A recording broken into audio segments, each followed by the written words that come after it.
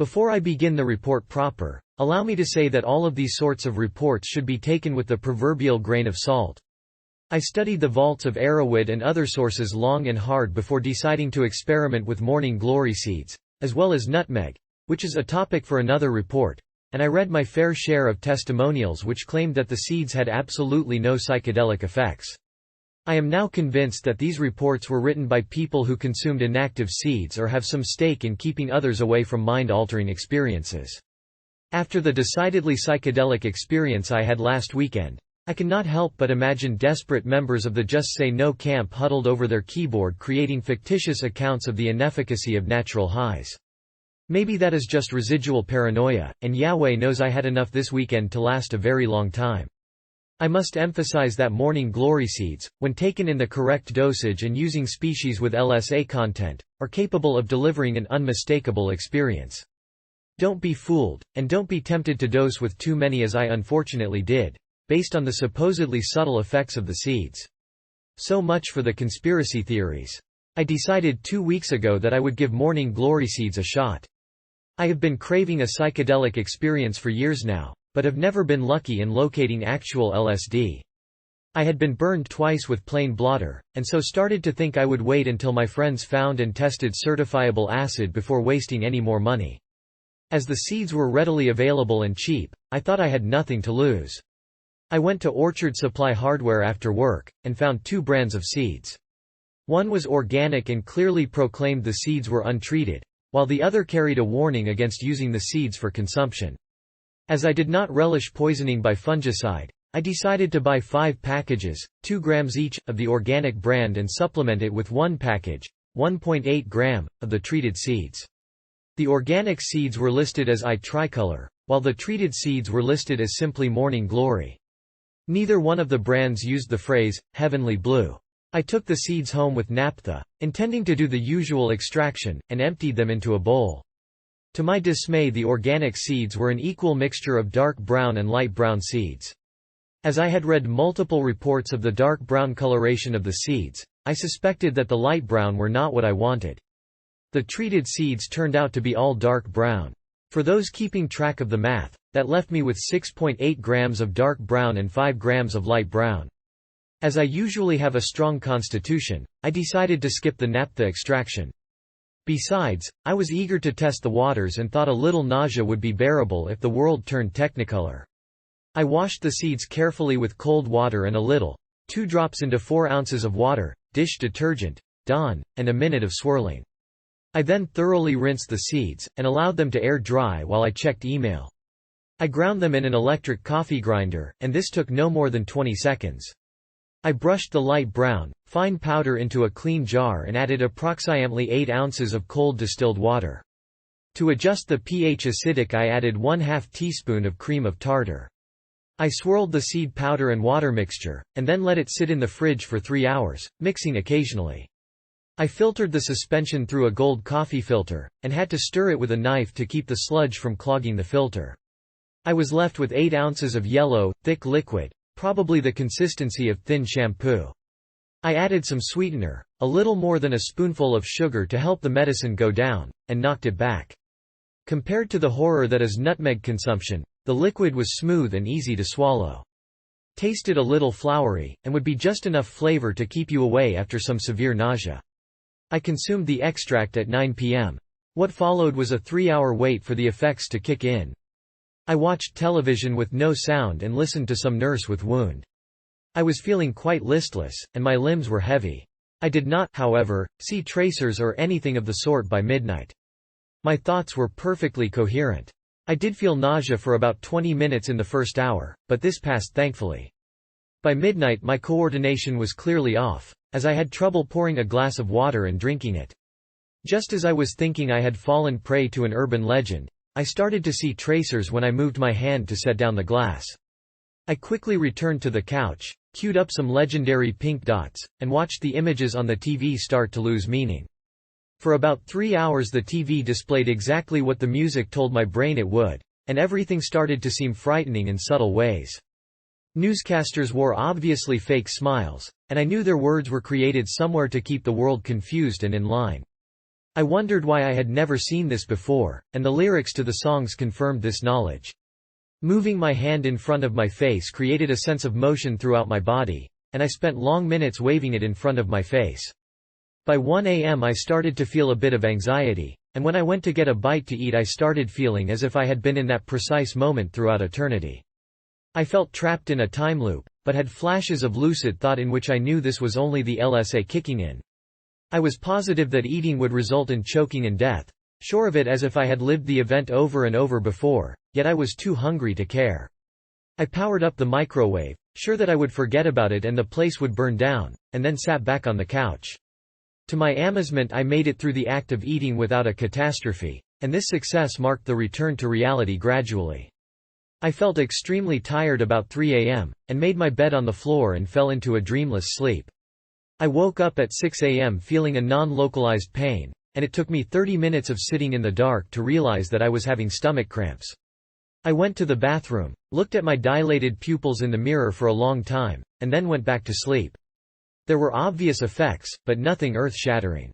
Some tracers, some tingling limbs, a feeling of numinous revelation for a couple of hours, and then a short spell of unpleasant anxiety and slight paranoia.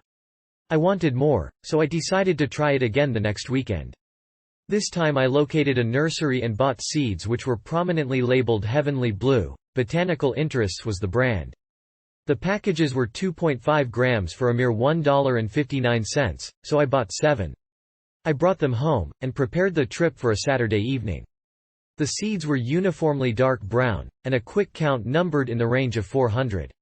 I washed the seeds with cold water and soap, and performed the same cold water extraction as previously described, using lemon juice to make the water acidic this time.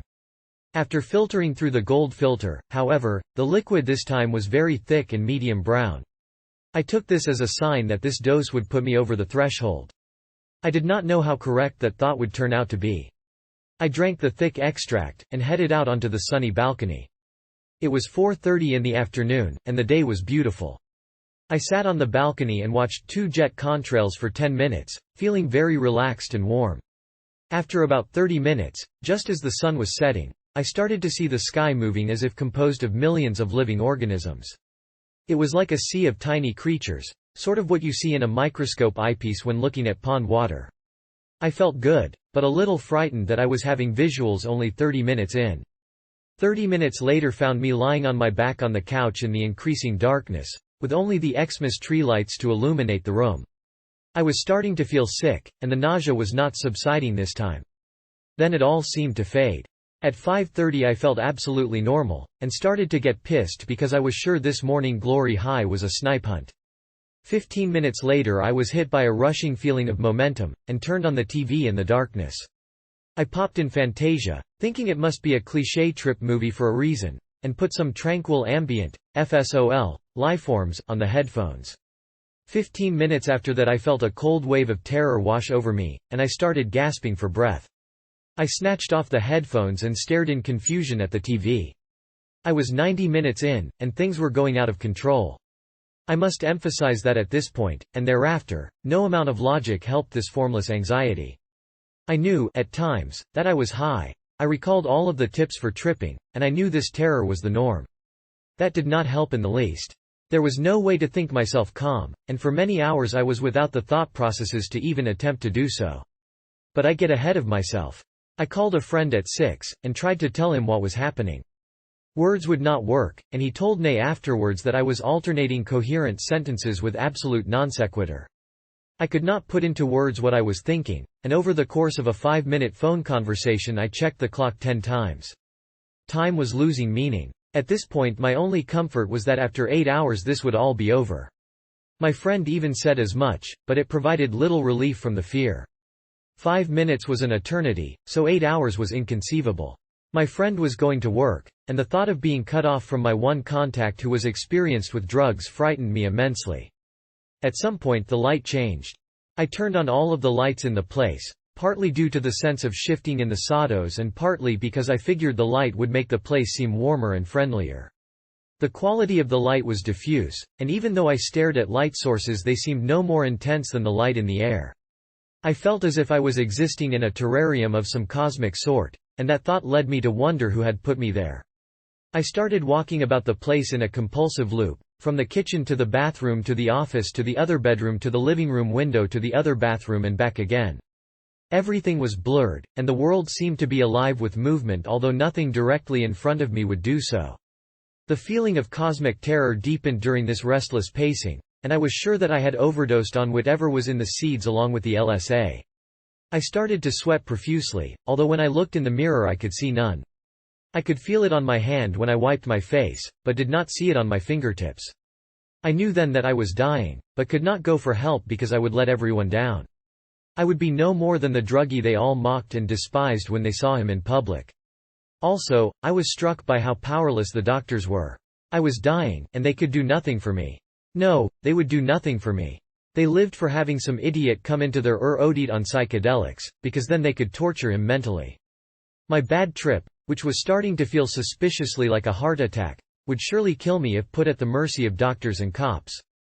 I alternated between mundane fears like poisoning and existential fears like the universe was a big holographic time loop. I know that sounds precious and lame, but I fully believed that I had fallen into some cosmic appendix and had created my reality from whatever images I retained of the real world. That is why everything looked odd. It was not reality, but an imperfect duplicate of reality projected from my mind. By 7:30 my body was alternating between numb and painful tingling, and I was dreading contact with humans. I felt afraid and wanted help, but was struck by the helplessness of these constructs in my universe. How could a memory or phantom help me? I was trapped here, and the only one aware of it besides me was the cause for me being there. Anxiety kept hitting me in palpable waves, and I thought I could take no more physically. I was sure that death was imminent. Everything on TV reminded me of my imprisonment in a lonely world, and sound was frightening. I could not differentiate whether the sound was coming from the TV, the headphones on the couch, the window which I closed in paranoia, or from in my head. Then I recalled that this was all happening within my head, so that explained the confusion about the source of sound. I wanted to call for help, but was afraid of saying inappropriate things to whoever I called. I spent a long time hovering over the phone deciding what to do, and then it rang and I nearly stopped breathing. It was deafening and sudden, and I started to think that thinking about a coronary would cause a coronary. I desperately wanted to think about something else, but my mind was screaming, heart failure, and I could feel it happening.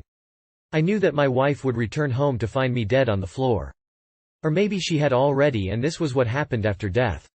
Which meant this would last a lot longer than 8 hours. More like eternity. By this time it was only 8 p.m. I had spent an eternity in a frightening hell, and it had only been 3 hours.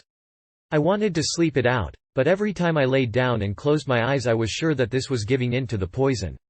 If I went to sleep, I would never wake up. Or I would wake up in a worse hell than the one I tried to escape from. I wanted to shower, but was afraid of going into the bathroom without windows. I wanted to log on and find out what to do about poisoning, but was afraid of what I might post if the high progressed any further. I wanted to go out onto the balcony for fresh air, but was terrified of leaping from the railing in a moment of confusion. The feeling of being trapped in my head was overwhelming, while being accompanied by the sensation of being spread thin throughout the universe. I felt claustrophobic and painfully revealed at the same time, in alternating instants. I started to feel all of sins catch up with me with a vengeance. Every lie, every selfish act, every failure rained down upon me in an endless loop. I saw myself from outas to my body, and hated what I saw. Who was this guy? Who was this horrible human being? I would hate this person if I knew them casually, and it was me. I felt overwhelmed by my flaws, and each one was accompanied by a wave of the cold horror I had been feeling for hours. My wife came home a little after 8 o'clock in the evening, and I started to feel slightly more calm. It was almost 4 hours, and I was expecting a peak soon. I thought, for a second, that all was well. She went out to get cold medicine, and I thought everything would be fine now. She was gone for 2 minutes when the terror returned in full force. Sound continued to be too loud and too distant and the wrong pitch and seemingly compressed. My vision was obstructed by lights and movement, and the tracers were quite confusing. When I realized it was 10 p.m. and I was still very high, I started to panic afresh. I was now sure that I had been poisoned, as my body was numb and I felt dizzy and my sight was screwed up and sound was off. I started to think that 8 hours was the absolute maximum. If I did not start coming down at 12:30 a.m., then I knew it meant poisoning. I would have to go for help, despite the shame for my wife and the possible time in jail or whatever. And I was still sure that help would be pain relief at best while I waited to die. I was alone and without a source of aid. No one could stop what I had done to myself. I was either dying or irreparably scarred mentally, and no one was going to change the rules of the universe to save me. People die every day, and I was just one more statistic. My sense of self was destroyed, and I knew that I was no different than that guy who was hit by a car today or the victim of violent crime somewhere in the world. All of my self-professed uniqueness was for naught, and it would all end there with me. This terror of existence continued unabated, or slightly abated, until 4:30 in the morning. I would feel better for a few minutes, and then the high would return with all of the attendant panic and sensory alteration. Although physically tired, with burning eyes, I was too frightened to sleep. At 12 hours in, I was sure that I was dead and gave in to sleep. I woke up in the late morning feeling quite altered still, with sound coming and going and linear thought impossible. I spent all of Sunday, until late evening, feeling a shapeless fear, unable to comprehend long conversations, and distracted by sound and color. This phase, over 24 hours after my dose, would have been pleasant if it had not been preceded by a marathon bad trip. I was too full of existential terror to enjoy it fully. Or enjoy it at all. Every residual effect was taken as a sign that I had permanently screwed myself, which in turn reminded me of the night before, which frightened me. I am sure, in retrospect, that this report makes the experience sound like a simple night of paranoia. This was, without a doubt in my mind, the worst mental experience I have had in my life. I am a rather morbid guy normally, and have no problem with existential thoughts that most people avoid. I felt like a babe in the woods when confronted with the terror that morning glory seeds introduced. I have pondered why the trip was so monumentally bad. I went in with pure optimism, so if poor feelings turned it bad then they were well-buried poor feelings. The setting was my familiar home, and eventually included my beloved wife, so setting was as pleasant and safe as it could be. I have read other reports since the trip, and it seems like some amount of fear comes with the seeds to some degree. I tend to believe that I dosed much too strong, so the effects which are usually minor hit me tremendously. As the first weak dose was yellow in color, and the second strong dose was medium brown and thicker, I believe that I took far too much extract. So the moderate hallucinations and mild fear I should have felt became strong hallucinations and overwhelming fear. It has been several days now, and I still feel out of sorts and everything looks and sounds alien to me. I have not had such prolonged feelings of a world altered since a close loved one died. I am appreciative of the clarity that the trip allowed me to see myself with, but the truth has also changed everything. Before you experiment with these seeds, you should be sure you are willing to step over a threshold that can never be uncrossed.